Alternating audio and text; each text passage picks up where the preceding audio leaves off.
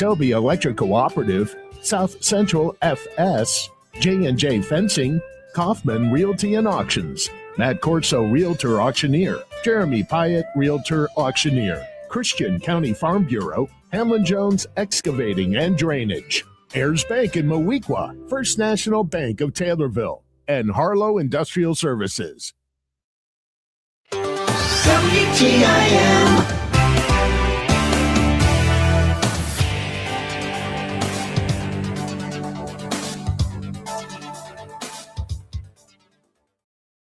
You're listening to WTIM, your information station. Time now for your expanded local news. I'm Reed Kamai.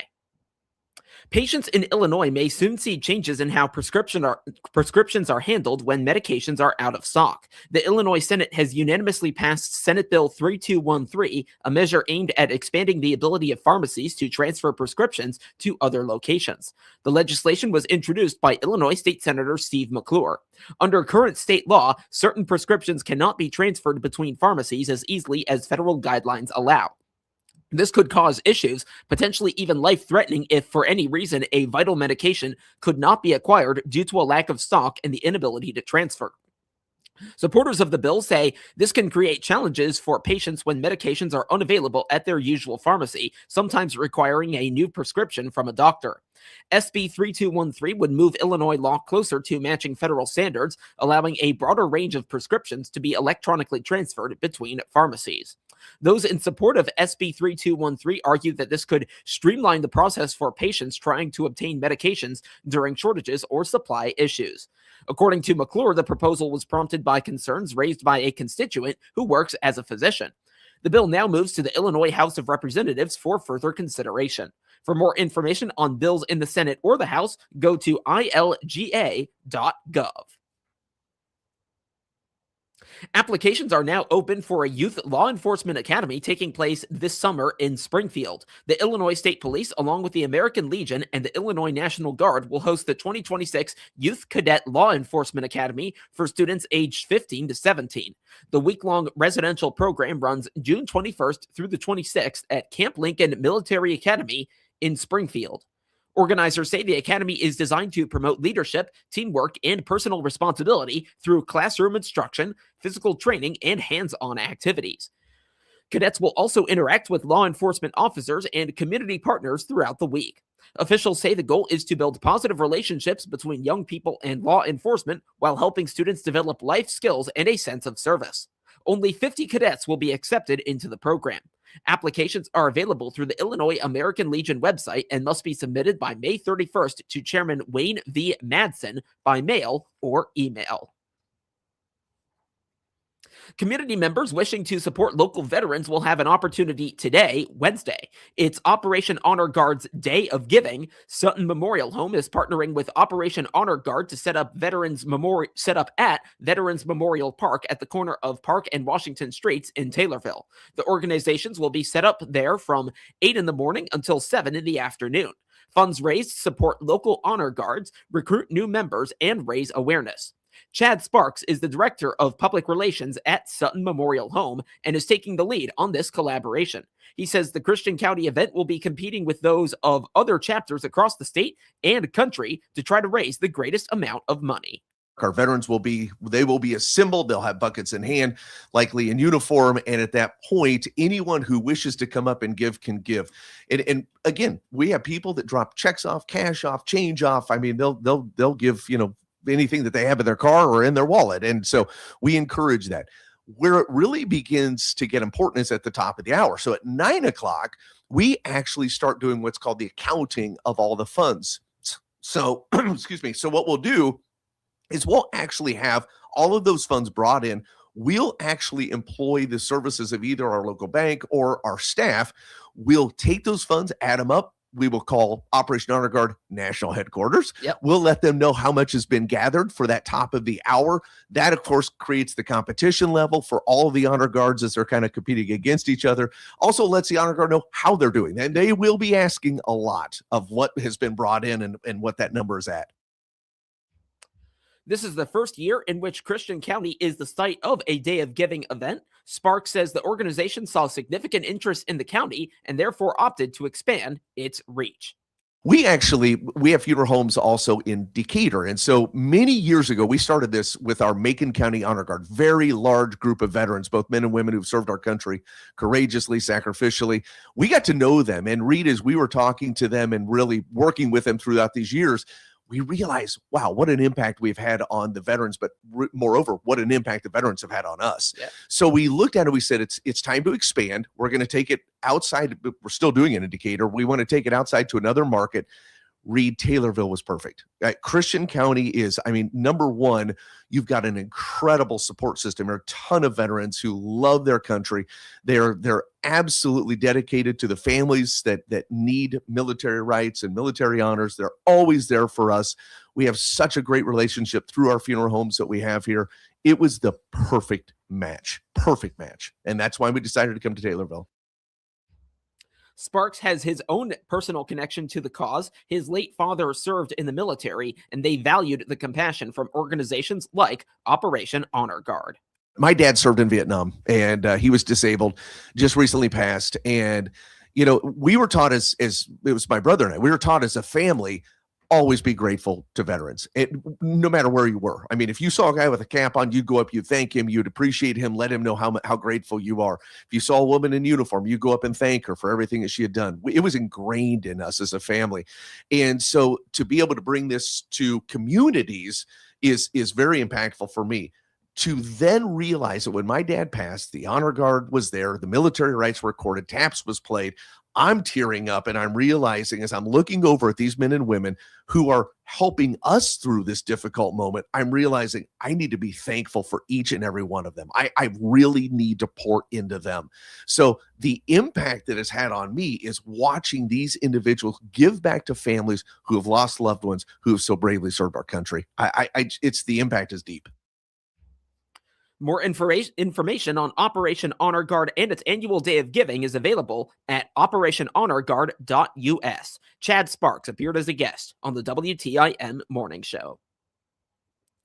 And now, a word from Taylorville Community Credit Union. Looking to save more and stress less? This is Will Perkins. At Taylorville Community Credit Union, we're here to help you build a stronger financial future with great loan and deposit rates, convenient locations, and service from people you know and trust. We're member-owned, member-focused, and proud to serve anyone who lives or works in Christian, Montgomery, or Shelby counties. Discover the credit union difference. TCCU is your partner in financial success. Member NCUA. Tomorrow is the National Day of Prayer, and a gathering in Pana looks to bring local observers of a variety of faiths together. It's set for that day tomorrow at 7:30 in the morning at The Well at 118 South Locust Street. The event is expected to be short to allow attendees to go to work thereafter. Pana's prayer event is the culmination of the collaboration of multiple places of worship, as well as other businesses and organizations. Reverend Jessica Baldiga, the pastor at the First United Methodist Church in Pana, will be among the speakers. She says other local religious leaders in the town will also speak. This is going to be just a wonderful time of gathering together with the community, and we generally have a lot of our leadership and things in the community who join us for this just great occasion. Lots of the churches in our area are represented, and we'll be gathering together for a time of really intentional prayer. The Pana Community Hospital is one of our sponsors, along with the Pana Ministerial Alliance, and we will be specifically praying over some very important areas over education and business, media, our first responders, families, and over our churches in Pana, and just praying for them just across the world as well. Reverend Baldiga adds that the speakers and attendees come from different sectors of different religions, yet are united in the beliefs shared at the National Day of Prayer. It shows us that even though we have differences, because the Southern Baptist Church is different than the Catholic Church, different than us as United Methodists, and so on and so forth, and it shows us that there's more that we have that is that is the same than we have that's different. So we prayer is important to all of us, and connecting with God and trusting and leaning into God is important to all of us. And it just is a really good show of community. So we, as the Ministerial Alliance, we have a kind of a slogan that we've been using for the last 5 years, that it's unity, not uniformity. And it's just a show of unity, another way that we can come together with the same purpose in mind, to be intentional about praying over our community and the broader country. More information on the National Day of Prayer is available at nationaldayofprayer.org. Reverend Jessica Baldiga appeared as a guest on the WTIM Pana Morning Show. And now, a word from Heartland Bank and Trust. Your son was 3 when you planted that tree in your backyard. Now he's grown, planting seeds and making memories with his own kids. Let Heartland Bank help you grow more memories with banking options for every stage of your life. Welcome, former CNB customers. We're your community bank. Heartland Bank. We build relationships that nurture and grow your dreams. Visit us today at hbtbank.com, member FDIC. The Illinois High School Activities Foundation has announced its 2026 scholarship recipients, recognizing students who plan to become future educators, coaches, and officials. 14 seniors from across the state have each been awarded $1,000 scholarships through the Illinois High School Activities Foundation. Locally, South Fork High School senior Olivia Mulvaney was among this year's winners. Students selected for the scholarships must plan to pursue a career in education, coaching, or officiating after high school. Foundation officials say the program is designed to support the next generation of leaders in high school activities. Board President Dr. Robert Nolting says those roles are critical to continuing the mission of the Illinois High School Association, and the foundation is proud to support students who will make a positive impact in the years ahead. The scholarship program is supported in part by donations, including contributions honoring longtime educator Ron McGraw and retired teacher and coach Mike Nissen. Now to obituaries, which can be found at TaylorvilleDailyNews.com. 92-year-old Barbara Jo Fleigel of Taylorville died on Sunday. Visitation is Friday from 10 till 11 at McClure Funeral Home in Taylorville. The funeral service will immediately follow. Burial will be at Oak Hill Cemetery. Arrangements are being handled by McClure Funeral Home in Taylorville. 3-year-old Reed L.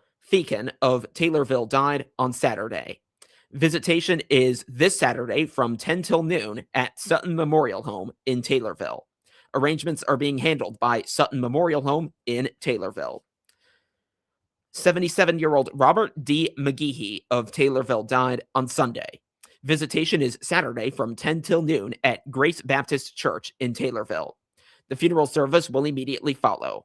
Burial will be at a later date. Arrangements are being handled by Sutton Memorial Home in Taylorville. 61-year-old Rochelle Ida Shelley Simpson of Springfield died April 28th. A celebration of life will take place Saturday from 11:30 till 3:30 at the Aqua Sports Club in Springfield. Arrangements are being handled by McClure Funeral Home and Cremation Services in Taylorville. And 79-year-old Gary L. Carr of Bonita Spring, Florida, died March 27th. A memorial service will take place on June 27th at 2 at Blue Mound Civic Center in Blue Mound. Burial will be at Hall Cemetery. Get local news anytime at TaylorvilleDailyNews.com and every hour